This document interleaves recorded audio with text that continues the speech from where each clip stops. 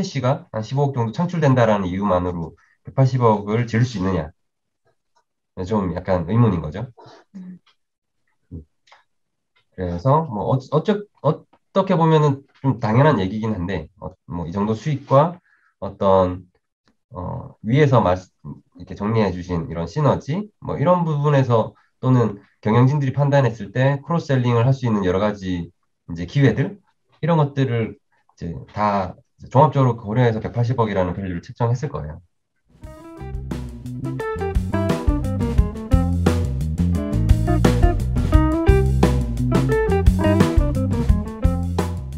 네, 시작해 주시죠. 네, 제가 이번에 준비한 주제는 6일 CNS, CNA 인수, 화학 소재 사업 진출이라는 주제입니다.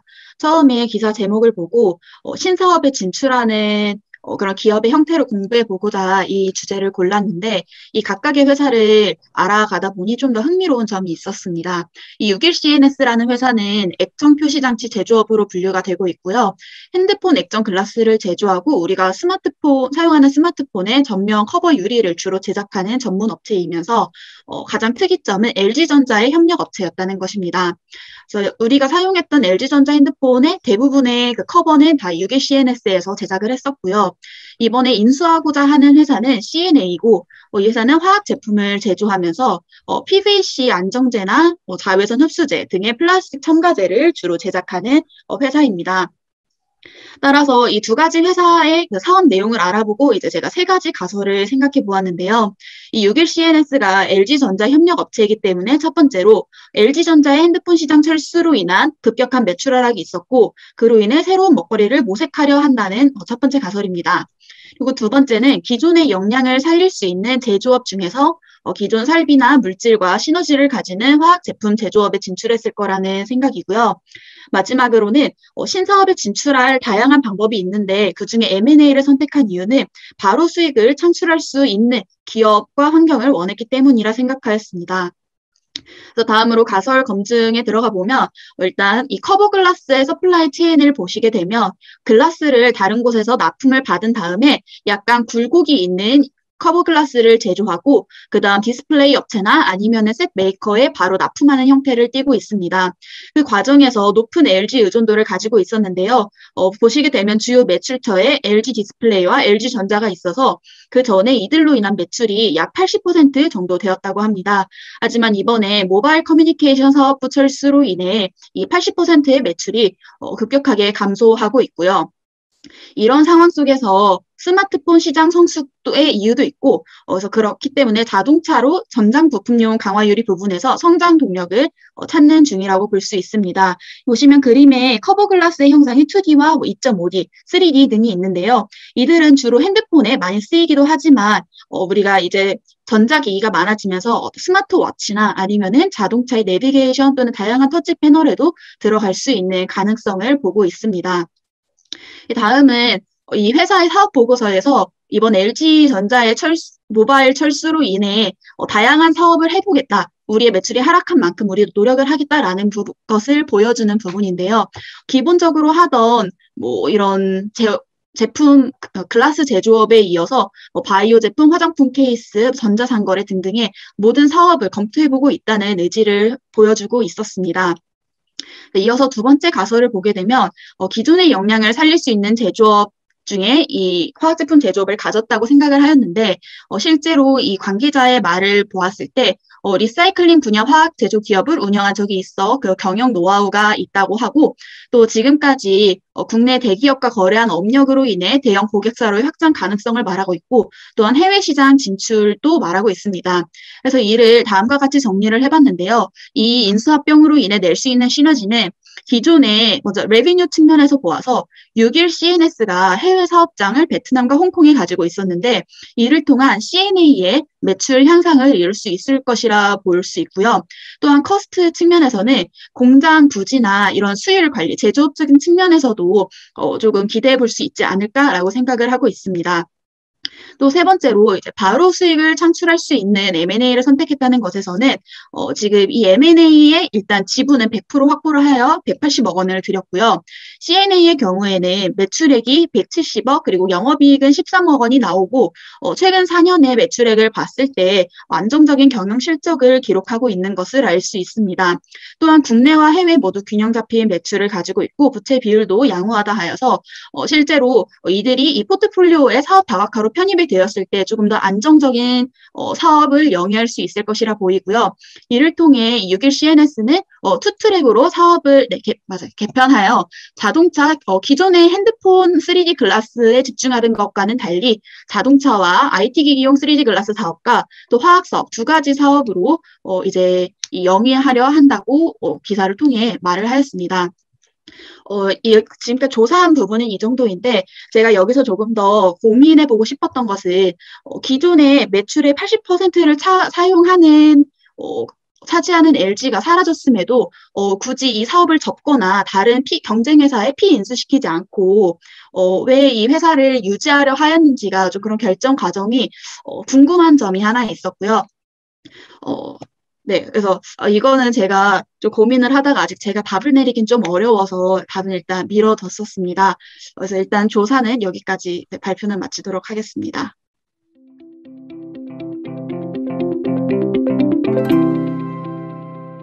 되게 재밌는 M&A 건인데요. 네, 이게 그냥 우리가 이론적으로 생각해 보면 네, 그냥 분석해 주셨던 것처럼 몇 가지들은 그냥 논리적으로 딱 이해가 될 것 같아요. 일단 매출이 하락할 것이기 때문에 새로운 먹거리를 찾고 있고 그거를 화학 제품에서 찾고 있다. 그럼 왜 화학이냐라는 게 좀 설명이 돼야 되겠죠. 네, 그러니까 화학 이게 새로운 먹거리가 여러 가지가 있을 수 있을 텐데, 그죠? 네, 요런 기존에 했던 유리를 제조하는 것에서 생각해서 더 나아갈 수 있는 제품군들이 있을 수 있는데, 근데 단순히 그쪽으로 가는 거는 원래 본 사업에서, 원래 6일 CNS가 가지고 있는 사업에서 그냥 신사업으로 찾으면 되는 거겠죠?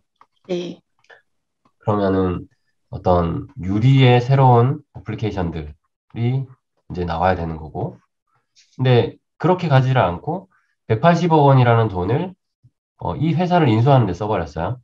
네, 그럼 플라스틱 첨가제가 주요 산업인데 그쪽으로 갔을 때 이 두 가지가 어떤 기술적인 시너지가 있는지는 사실 우리가 판단하기는 힘들어요. 그죠? 네, 음. 근데 어떤 전략적인 방향에서만 판단을 먼저 해본다 그러면 기술적으로는 뭔지 모르겠고 기술적인 시너지는 우리는 뭐 누가 말해주지 않으면 판단할 수 없는 거니까.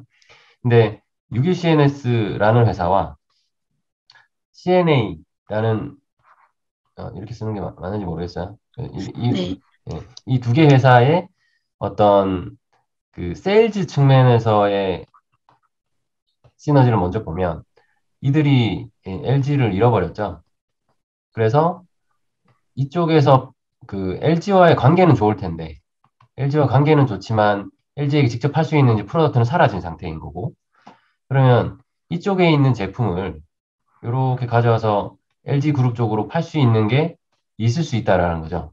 왜냐하면 LG 그룹 내에는 이게 그 쉽게 되진 않겠지만 어쨌든 61CNS는 LG에 굉장히 오랫동안 그 협력사로 존재를 했었고 그 네트워크를 활용해서 LG 화학이나 또는 LG 디스플레이 내에서 화학 제품을 쓸 일이 있으면 플라스틱 첨가제에 관련된 제품을 쓸 일이 있으면 여기 거를 이제 넣을 수 있는 거겠죠.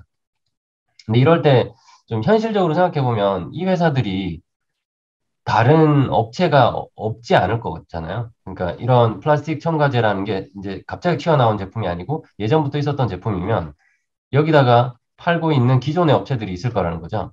네, 그 기존의 업체의 어떤 견제 또는 그 관계를 뚫고 이제 6일CNS가 거기에다가 CNA의 제품을 밀어 넣을 수 있느냐가 한 가지 이제 의문인 거죠. 네, 이렇게 크로스셀링이 되는 거면은 좋은 건데, 근데 그게 쉽게 되진 않을 거다라는 거고. 반대로 보면 여기에 있던 유리 제품 또는 유리 기술을 가지고 여기서 판매할 수 있는 것들이 있느냐? 그것도 한번 볼 수는 있을 것 같아요. 그러니까 지금 CNA가 도대체 누구를 상대로 제품을 판매하고 있는지 그런 것들을 한번 확인해 보면 여기에 있는 어떤 고객사들이 유기 CNA가 여기에도 유리 제품을 납품할 수 있는 사업자가 있을 수 있는 거죠. 그것도 한번 체크를 해봐야 될 것 같고요. 혹시 뒤에서 체크가 됐었나요? 해보려고 했는데 CNA가 주식회사가 아닌 게 아니라 상장이 되어 있지 않고 네, 그 감사 보고서만 제출이 되어 있어서 추가 정보를 얻기는 어려웠습니다. 그럼 플라스틱 첨가제를 구매하는 쓰는 사업자들이 누군지를 좀 찾아보면 그 중에 네, 일부가 있을 수 있겠네요. 네, 그렇게 한번 찾아보셔도 좋을 것 같고요. 네, 네. 뭐 수익을 창출할 수 있는 M&A 이거는 사실은 뭐 당연한 얘기인데 이런 M&A에서 어떤 밸류 그 피인수 기업의 밸류를 정하는 거는 지금 영업이익 또는 시장 내에서의 마켓쉐어 또 기술적인 어떤 어, 개발 수준 뭐 이런 것들을 기준으로 그 밸류를 산정하잖아요. 그러다 네. 보니까 이거 수익이 나고 있다라는 거가 이 180억이라는 거에 밸류에 이미 반영이 되어 있을 거라는 거죠. 제값을 주고 샀다면. 그래서 이거 자체가 뭐 어마어마한 시너지나 그런 건 아닐 테고 지금 당장 캐시 뭐 1년에 한 15억 정도 되는 것 같았는데 영업이익이 네. 네 그거를 그렇게 매년 15억을 낼 수 있을 거다 또는 그보다 이제 더 올라갈 거다라는 기준에서 180억의 밸류를 책정한 거죠.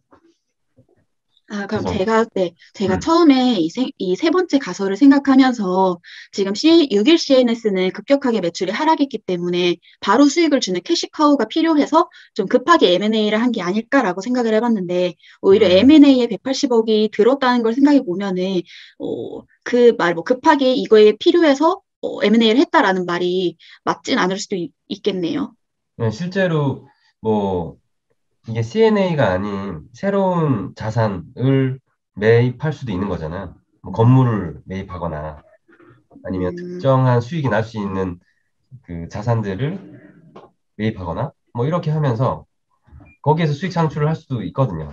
음, 그러니까 이 앞쪽에서의 어떤 전략적인 방향의 그 어떤 그 선택이 없었다면 과연 CNA라는 회사를 단순히 수익이 매년 캐시가 한 15억 정도 창출된다라는 이유만으로 180억을 지을 수 있느냐? 좀 약간 의문인 거죠. 음, 음. 그래서 뭐 어떻게 보면은 좀 당연한 얘기긴 한데 뭐 이 정도 수익과 어떤 위에서 이렇게 정리해 주신 이런 시너지, 뭐 이런 부분에서 또는 경영진들이 판단했을 때 크로스셀링을 할 수 있는 여러 가지 이제 기회들, 이런 것들을 이제 다 종합적으로 고려해서 180억이라는 밸류를 책정했을 거예요. 우리가 좀 판단하기 힘든 거는, 어, 6일 CNA와 이 CN, 6일 뭐죠? 6일 CNS랑 아, 예. CNA요. 그렇죠. 6일 CNS와 CNA 사이에 기술적인 시너지가 뭐가 있을까라는 건데, 유리도 사실은 화학적인 어떤 공정이 들어갈 거예요. 그죠? 네. 대부분 이제 코팅, 뭐 라미네이션, 뭐 이런 것들은 좀 어느 정도 화학적인 처리들이 많이 들어가지 않나라는 생각이 들고, 음, 그것과 여기 이 플라스틱 첨가제가 같이 할 수 있는 부분이 있을 수도 있겠다라는 생각은 들어요. 네, 제가 그래서 제품을 한번 이렇게 봤는데, 네. 이게 직접적으로 연관이 있어 보이지는, 제가 봤을 때는 그렇진 않아서, 네, 음, 더 그 정보가 찾기가 어려웠었거든요. 음, 네. 음. 네. 네, 근데 막 정보가 많은 회사들은 아니어가지고, 특히 CNA가 뭐 많이 오픈된 회사가 아니어서, 그게 조금 어려웠던 것 같습니다. 음, 네. 뭐, 여기 플라스틱 첨가제를 기반으로 해서 추가적인 R&D를 할 수도 있겠죠. 그 네. R&D의 역량을 UGCNS가 좀 가지고 있을 수도 있는 거고. 음, 어쨌든 조금 새로운 방향에서의 기술적인 가치 창출을 모색하는 거 아닐까라고 봐야 될 것 같고. 그러니까 네. 화학이라는 큰 범주 안에서는 같은 카테고리일 텐데, 이게 뭐 네. 그런 수준에서 시너지가 날지는 사실 의문인 거죠. 음, 음. 그래서 네, 이번에 현대차도 내연기관 R&D를 아예 철수한다고 하니까 네, 그런 거에서 이제 그 밑에 있는 협력 업체들에게도 큰 파급력이 있을 거잖아요. 그래서 그런 네, 의미에서 이 스터디가 되게 흥미로웠는데 이런 작은 회사들은 또 워낙 작다 보니까 또 제가 알아보기에도 그렇고 그 회사들이 살 길을 찾아나가는 거에도 그렇고 좀 어려움이 있는 것 같았습니다. 네. 그 현대차의 지금 협력사, 그러니까 납품업체들의 면면을 보면 지금 부도나거나 사업을 접는 사업자들은 굉장히 많아요. 네. 실제로 내연기관 쪽에 집중돼 있다, 제품이 집중돼 있다, 그러면은 굉장히 어려운 상황인 거죠. 그럼 지금 6일 CNS하고 비슷한 길을 가야 되는 거죠. 새로운 투자를 하고, 뭐 M&A를 해서 이제 완전히 새로운 쪽에서 이 가치 창출이 있어야 되는 그런 과제들이 있는 거겠죠. 음. 그래서 제가 마지막에 기재해 놓은 것처럼 이게 주로 애플은 BL이랑 렌즈라는 회사에서 이 글라스를 납품을 받고 삼성은 자체 베트남 현지 법인에서 만들어서 납품을 받는다고 하는데 이쪽에 인수된 옵션을 어, 이런 옵션을 고려하지 않았을까요? 이건 어떻게 뭐 이런 여기에서 좀 가설을 세울 수 있는 게 있을지. 근데 네. 그 삼성 갤럭시 그 스마트폰이나 네. 애플의 에코시스템 안에는 각각의 캐파를 커버하는 각각의 사업자들이 이미 존재하고 있는데 네. 거기에 한 번도 같이 일해보지 않은 6일 CNS를 누군가 인수한다면 오버 캐파가 될 가능성도 있고 그다음에 음, 이게 공장이 하나로 있을 때 가질 수 있는 효율성 이런 부분에서 굉장히 비효율이 커질 수 있거든요. 음, 음. 그리고 만약에 애플이 글라스를 공급받는 에코시스템 안에는 한국 업체가 만약에 없다. 그러면 그 안에서 트랜잭션, 그러니까 뭐 거래가 일어나거나 어떤 회의를 하거나 커뮤니케이션 하는데도 굉장히 비용이 많이 발생하는 거죠. 관리 리스크가 오히려 네, 커질 수 있어서, 관리 비용이 네. 커지는 거죠. 그래서 아, 굳이 지금 캐파를 저게 어떤 굉장히 급하게 캐파 확장을 해야 되는 니즈도 없고 기술적으로 저런 그 글라스 공장을 새로 짓는 거가 엄청나게 시간이 오래 걸리거나 뭐 투자비가 많이 들거나 이런 것도 아닌데 지금 저기가 업체가 남는다고 해서 저걸 인수할 이유는 별로 없는 거죠. 인수한다면 엄청 헐값에 싼 값에 인수하려고 할 거고요. 네, 그래서 UG CNS 입장에서는 지금 당장 캐시가 있고 다른 사업으로 뭔가 도전을 해볼 수 있는데 굳이 그걸 다 포기하고 매각을 한다라는 건 좀 너무 힘든 선택을 하는 거죠. 지금 잘 팔릴 수 있는 상황이 아니니까. 네. BL이나 삼성전자 이런 업체들이 굳이 사지 않을 거라는 거죠. 캐파가 모자라지 않는 음, 이상. 음, 음. 네. 그 점이 궁금했는데, 그런 가설을 세울 수 있을 것 같네요. 예, 뭐 M&A의 그 이유들은 여러 가지가 있을 텐데 사실 굳이 M&A를 선호하진 않을 수 있어요. 특히나 이런 범용적인 기술로 이미 이제 성숙 단계에 있는 산업이라면 굳이 인수하지 않고도 어, 경쟁을 유지할 수 있다 그러면 그게 제일 좋은 거죠. 음, 인수했을 때 그 투자비를 회수한다는 것 자체가 굉장히 부담이니까.